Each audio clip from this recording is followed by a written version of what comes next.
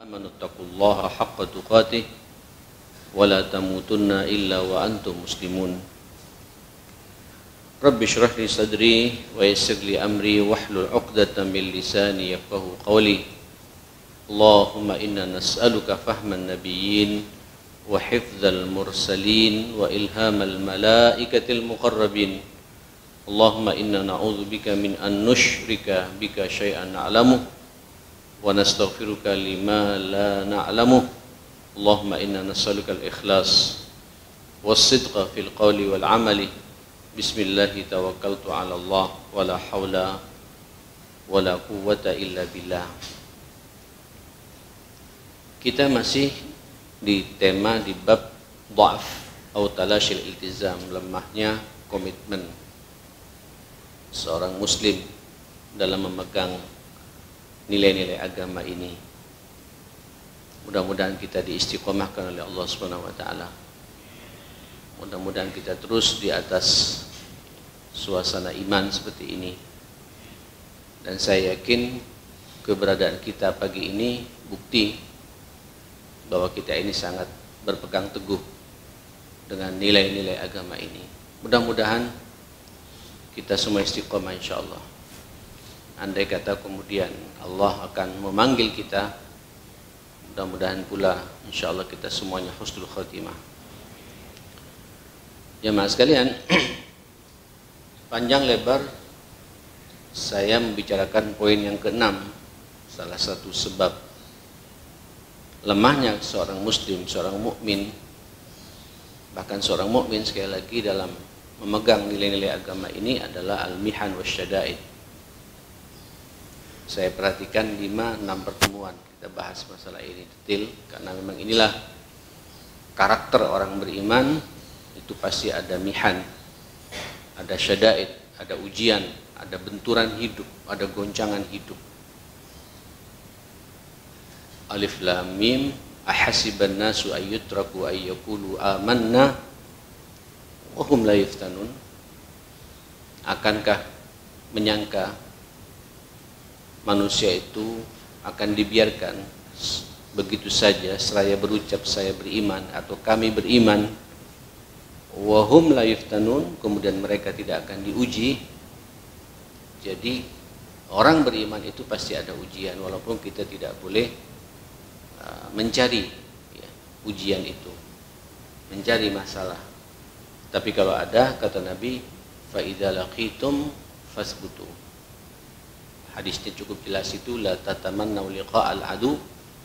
Janganlah kalian berharap, berangan-angan ingin berjumpa dengan musuh. Tapi fa idza laqitum fasbutu. Apabila kalian berjumpa dengan musuh, ya sudah harus kita sabar, istiqamah. Hadapi saja, insyaallah Allah akan membersamai kita semua.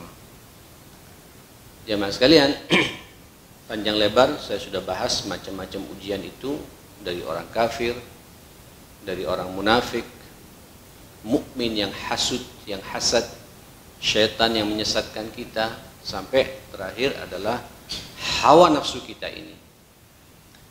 Nah, pagi ini saya ingin melanjutkan poin yang ke-6 adalah kasratul a'ba'i ma'atuli wa masyaqqit tariq, yaitu banyaknya beban.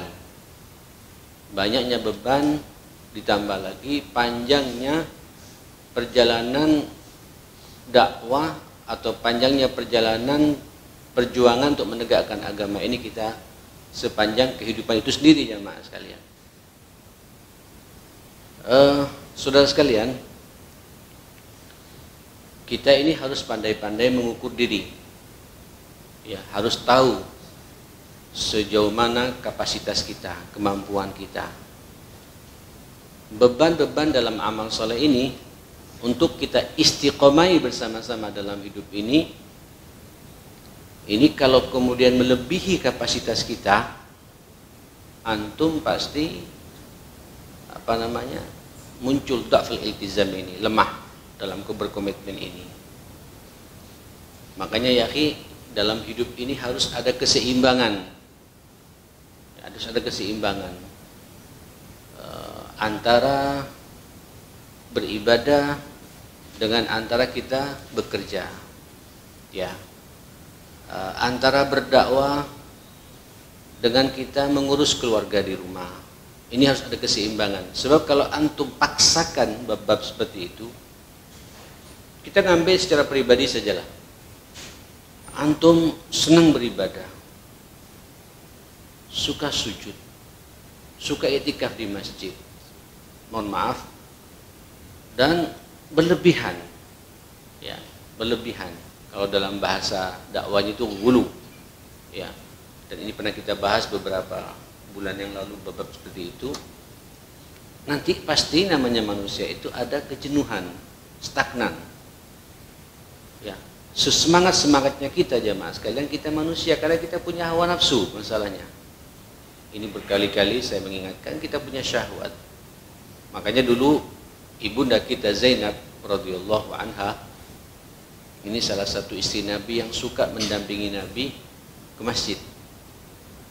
Makanya Nabi juga tidak melarang kalau ada seorang wanita, ya, terutama yang memang sudah udzur umurnya, atau wanita yang mustahil akan menimbulkan fitnah, la tamna'u ima Allah al-masajida.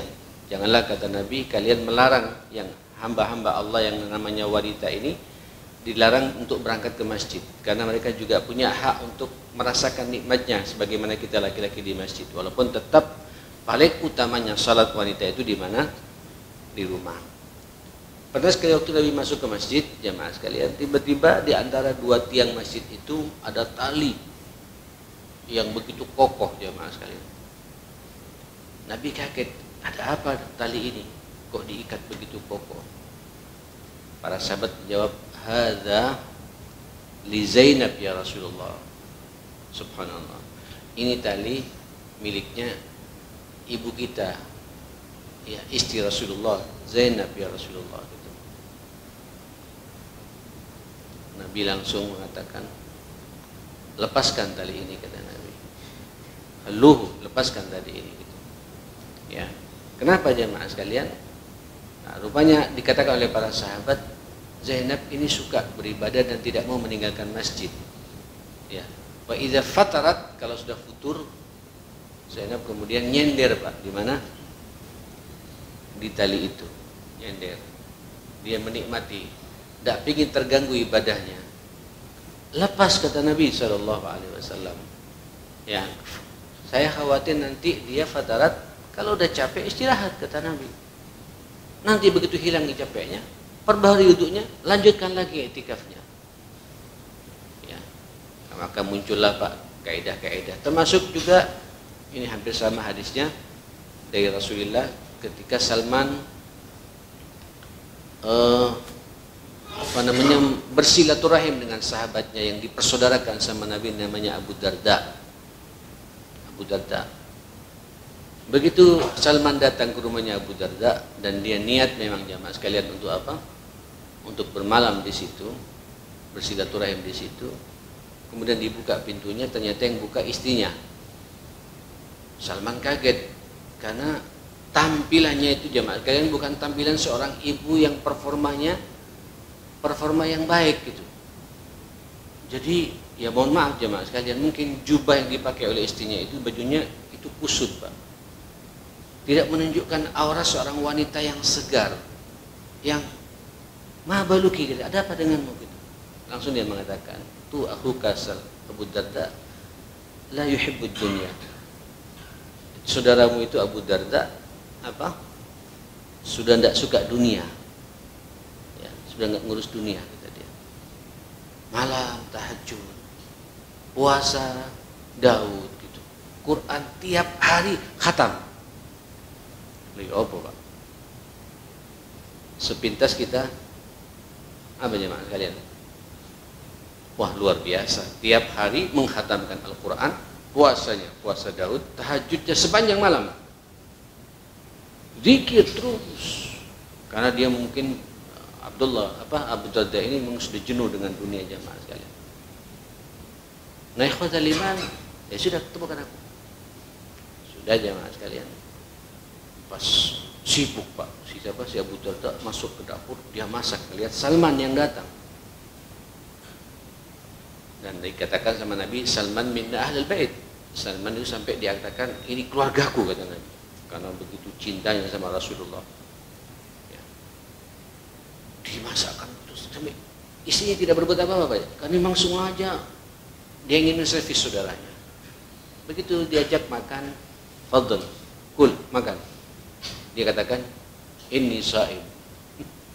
Saya sedang apa? Sedang puasa. Lu ya apa Pak? Tuan rumahnya mempersilahkan masak serius, begitu pas waktunya makan, monggo. Kira-kira begitu. Silakan fadl makan. Saya lagi puasa. Salman keluar, jemaah sekalian, apa? Kepekaannya, kesadaran syariahnya, dia katakan, wallahi inni la akul hatta ta'kul ma'. Demi Allah saya tidak akan makan sampai kau makan bersamaku. Batalkan puasamu itu. Memuliakan tamu itu wajib, kata dia itu. Masya Allah. Puasa itu sunnah. Halo Pak. Halo. Memuliakan tamu itu apa? Wajib. Kalau puasa sunnah. Jadi sampean nanti kalau saya datang ke rumahnya sampean hari Senin, terus Ustaz puasa, Ustaz? Kebetulan tidak. Sampean siap-siap untuk membatalkan puasanya, Pak. Logikanya kira-kira begitu jemaah sekalian. Karena memuliakan, menyenangkan tamu, biar bayangkan kemudian kita makan sendirian, Pak, dilihat sama tuan rumahnya puasanya. Makan, kata. Batalkan puasamu, kata Salman. Karena Salman agak senior dan dituakan, dibatalkan puasanya. Tapi dia apa namanya? Gerung, kata orang Madura, apa?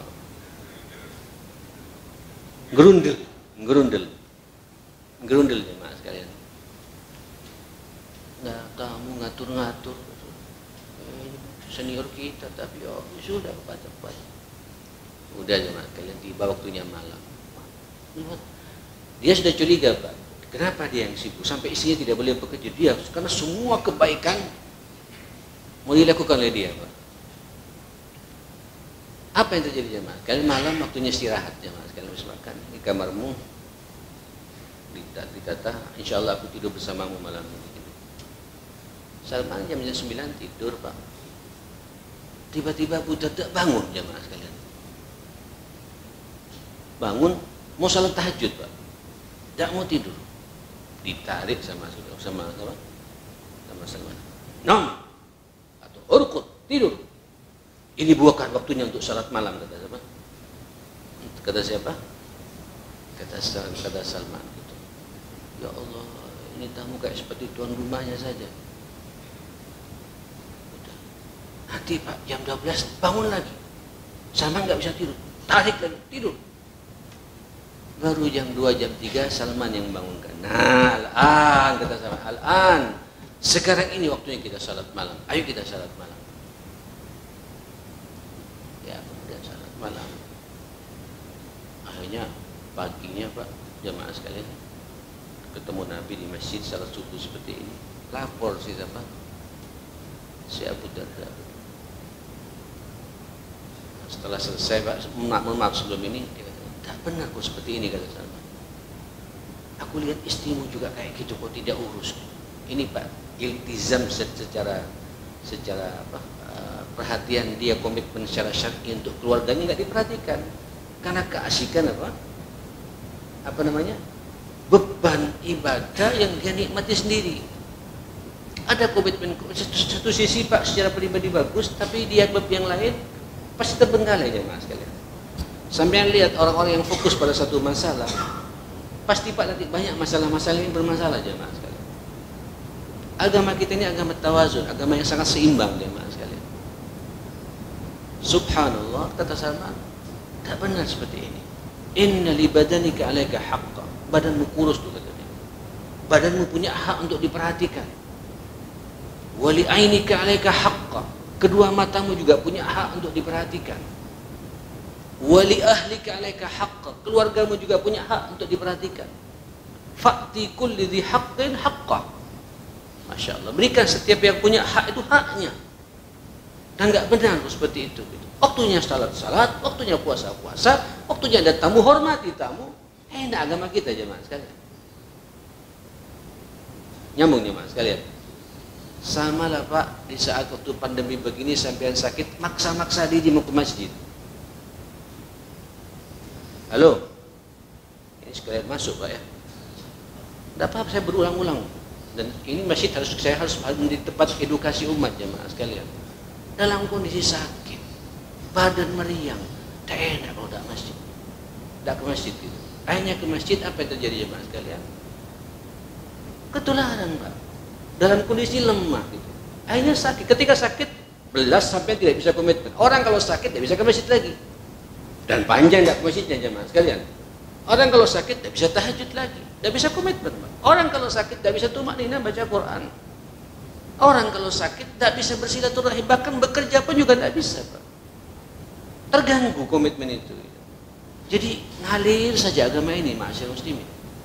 La yukallifullahu nafsan illa wus'aha. Jangan maksa diri. Dan tidak boleh kita maksa diri dalam beragama ini. Hatta dalam urusan peribadatan. Kemudian berangkatlah lapor Pak si Abu Darda subuhnya ke Rasulullah. Salaman ke rumah saudari malam. Wa ni'mah kata Nabi. Itu karunia kau datang di silaturahim sama saudaramu. Tapi ngatur ya Rasulullah. Terakhir mengatakan hadis yang saya sampaikan itu Pak. Inna likulli setiap sesuatu ada kewajiban-kewajibannya. Wali badanika alaika haqq. Badanmu punya hak, disampaikan Pak. Kata-kata Salman disampaikan oleh siapa? Oleh Abu Darda kepada Rasulullah. Matamu punya hak untuk diperhatikan, untuk istirahat. Istrimu untuk punya hak untuk istirahat. Kata Nabi, sadaqa Salman. Benar apa yang dikatakan Salman. Makanya ini hadis Pak menjadi apa? Menjadi hadis seakan-akan itu keluar dari lisan Rasulullah. Karena dilegitimasi oleh Rasulullah, ditakrir oleh Rasulullah sallallahu alaihi wasallam. Nah, ikhwatal iman, Bapak, Ibu yang dimuliakan Allah Subhanahu wa taala, apalagi kemudian dalam amal-amal berjamaah ya akhi. Ayo ya, ini kerja masuk juga kerja di masjid seperti ini tidak bisa Pak. Yang tampil hanya satu orang. One man show. Ya, one man show Pak. Orang satu orang tamu, semua yang ngurus ini, ngurus kebersihan dia, ngurus semua yang ngurus sendiri. Tidak benar itu Pak. Sampai lihat masjid kalau dominan Pak, hanya satu dua orang, tidak akan maju. Ketika tidak maju, ini sudah berarti Pak komitmen untuk kebersamaan tidak terjadi. Tidak terjadi Pak. Tapi kalau semua dilibatkan, difungsikan, enak enteng Pak. Dan jadi beban itu jadi ngalir semuanya. Dan jalan, dan barokah Pak. Yadullahi apa? Ma'al jamaah. Itu tangan Allah Pak. Itu di saat kita selalu bersama-sama, tidak sendirian. Bayangkan kalau kemudian Ar-Rahman ini Pak, setiap ini saya terus yang tampil Pak. Saya udah bilang sama kurangin jadwal saya juga di sini. Biar saya juga dimanfaatkan oleh masjid yang lain pula gitu. Karena kalau saya khutbah saya Pak, ceramah tiap malam saya menyapa. Terus subuhnya kemudian saya yang jadi imam terus Pak. Pokoknya tidak boleh ada orang tampil. Waduh, mau tampil sendirian. Saya punya keterbatasan. Tapi kalau kemudian semua potensi kita libatkan, dan jazakallah khair seksi dakwah di masjid ini luar biasa, enak jadi enteng Pak. Dan ada suasana komitmen bersama-sama, semangat itu muncul jemaah sekalian. Apa kata Allah Subhanahu wa taala? Wa ta'awanu 'alal birri wat taqwa. Ayo kita harus bersama-sama dalam menegakkan kebaikan dan ketakwaan. Takwa ini Pak, takwa sendiri kemudian tidak mikirin anunya orang Pak, tidak bisa. Ini kan kelihatan subuh Pak, bersama-sama semangat. Kenapa semangat? Karena masing-masing kita melibatkan satu sama lain ya sekali. Ada kebersamaan di antara kita. Bayangkan Pak, kalau salat kayak tadi, yang kita alhamdulillah sudah 3-4 tahun seperti ini jemaah sekalian. Setiap Jumat kita baca surat As-Sajdah, rakaat keduanya baca surat apa? Al-Insan, Ad-Dahar. Terus yang hadir cuma 2 shaf saja Pak, atau 1 shaf. Kenapa? Karena kita tidak melibatkan yang lainnya. Jenuh, Pak, dan bosan nanti. Komitmen itu bisa luntur semuanya, Pak. Kalau semua kita libatkan, Masya Allah, ada hayawiyah. Nah inilah kemudian kenapa, apalagi amal-amal yang memang harus dikerjakan bersama-sama. Allah, Nabi terlalu banyak Pak ayat-ayat yang kemudian memaksa kita, menyuruh kita untuk menjaga Pak persaudaraan di antara kita. Termasuk bab yang kemarin kita bahas jemaah sekalian. Adanya ujian-ujian menghadapi orang kafir. Ini kalau kemudian kita tidak bersama-sama Pak, ya sudah selesai. Wes, capek, kita udah pengalaman. Akhirnya tidak ada komitmen Pak. Teringat dengan masa lalu.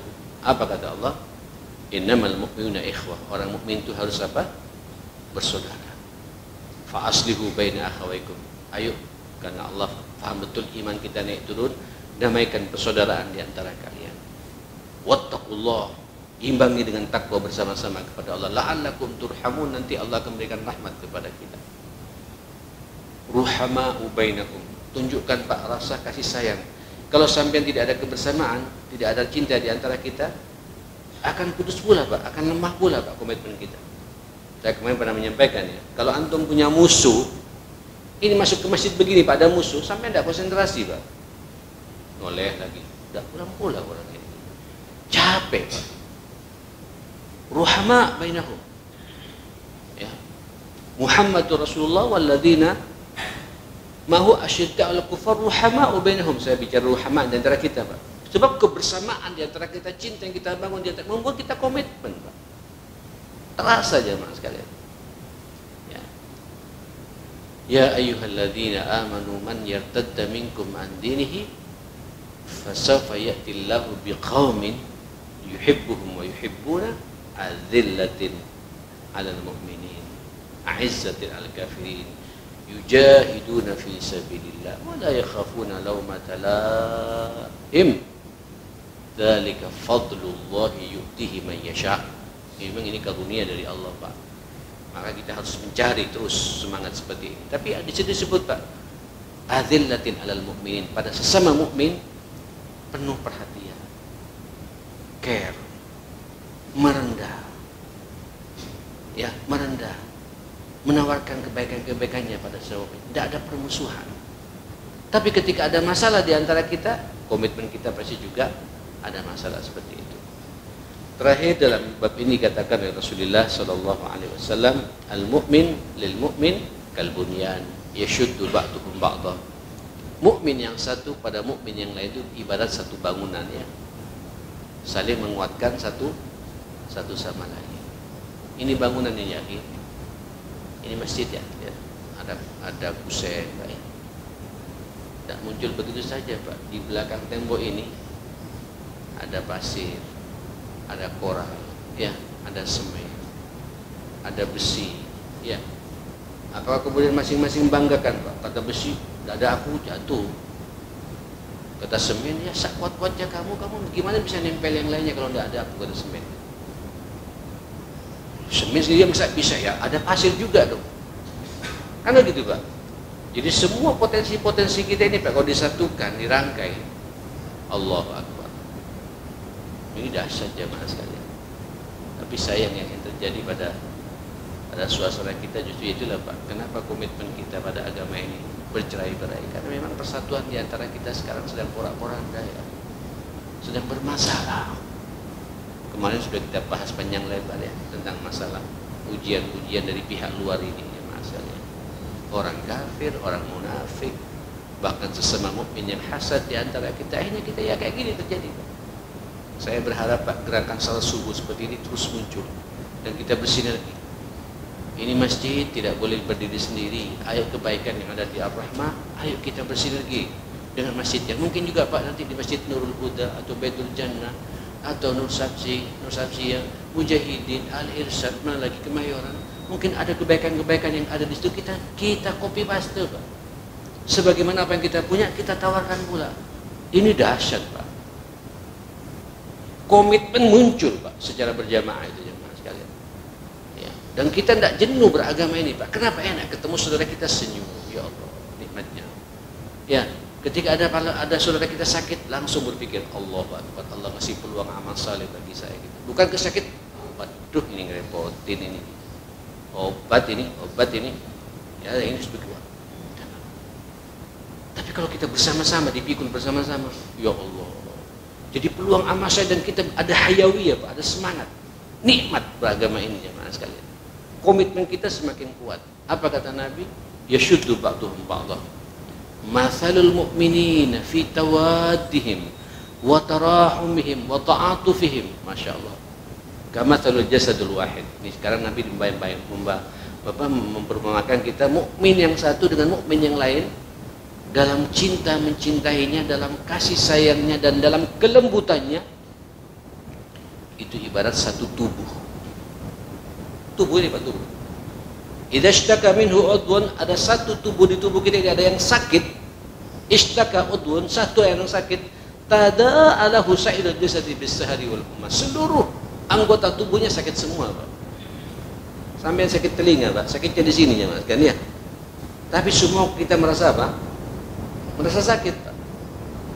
Kemarin saya Pak, 1 minggu di mata saya di belakangnya ini Pak ada satu titik utun Pak, apa utun? Ya utun ya. Utombu kata orang Madura Pak ya, ada utombu di dalam itu. Kecil, tak enak semuanya Mas. Dikasih sentral, sudah dikasih dikompresin, tak enak. Bangun juga, toto mau bengkak tapi ini di sini Pak, tapi ganggu semuanya. Baca juga tak enak. Itulah. Dan ada tidak perasaan kita seperti itu? Dan ketika ada perasaan Pak pada sesama muslim, suasana antum hidup semangat ya. Iya betul, semangat ya. Ada hayawiyah. Ya. Jadi komitmen itu semakin kuat di antara kita satu sama lain. Peluang-peluang amal saya terbuka lebar kepada kita semua seperti itu. Baik, ini sudah habis ya. Hah? Ya sudah, belum sampai nanti mau masuk surat Pak. Saya sebenarnya ingin masuk pada poin nomor 7. Nomor 7 ini Pak yang juga mengajar, mungkin pekan depan kita bahas lah. Namanya al-abawan, kedua orang tua kita. Ini kan sekarang banyak orang tua nih Pak ya, banyak orang tua di antara kita. Kadang-kadang kita mengganjal semangatnya anak kita sendiri Pak, saking cintanya berlebihan. Ya mohon maaf ya, ini kan anak muda yang ada di sini kebanyakan mahasiswa STIP Pak ya. Kemana mantu sampean di sini? Halo, mana anak sampean Pak? Kenapa anda diajak ke masjid pula? Ya karena kita terlalu cinta Pak, tapi cinta yang salah. Akhirnya komitmen keluarga itu luntur.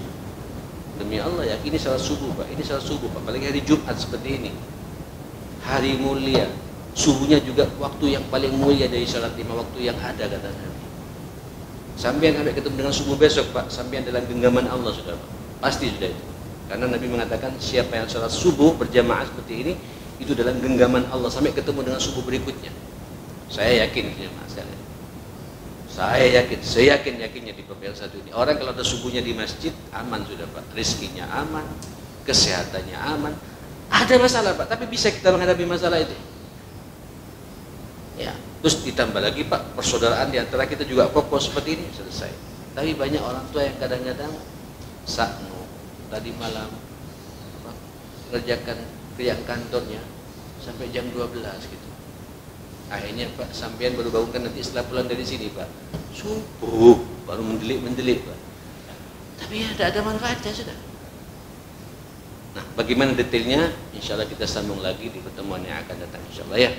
Rabbana atina fid dunya hasanah wa fil akhirati hasanah wa qina adzabannar. Rabbana ighfir lana wa tub alaina innaka antat tawwabur rahim. Allahumma arinal haqqa haqqan warzuqna ittiba'ahu wa arinal batila batila warzuqna ijtinaba ya rabbal alamin.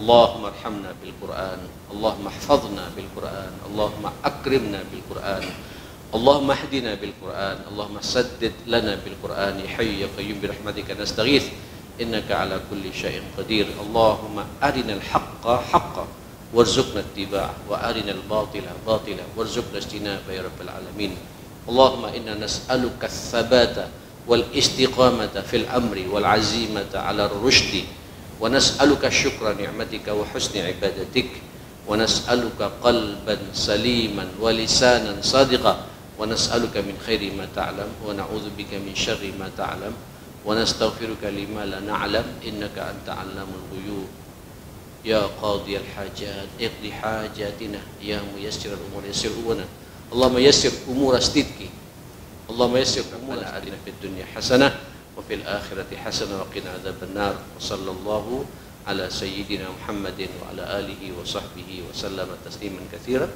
alhamdulillahi rabbil alamin man yaqra